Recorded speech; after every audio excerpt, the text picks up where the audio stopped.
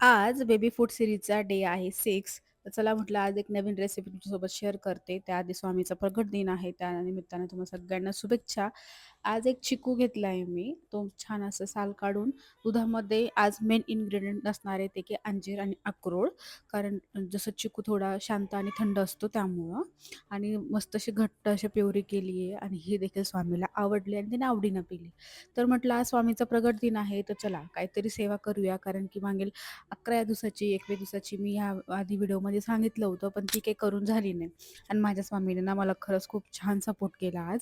कारण की हा पूर्ण पारायण करायला ना 1 ते सव्वा तास लागतो. आधी मला फक्त पाऊण तास लागायचा, पण आता वेळेनुसार किंवा आता सवयीनुसार मी जवळपास हे 1 ते दीड वर्षानंतर हातात घेते आणि त्याच्यात बघा स्वामीचं कसे काम चाललेलं. त्याला माहिती आहे मम्मी आता काहीच बोलणार नाही आणि त्याच्यानंतर मग मी पूर्ण पारायण संपवलं 1 तासातही आणि मस्त अशी सेवा पूर्ण केली आणि माझा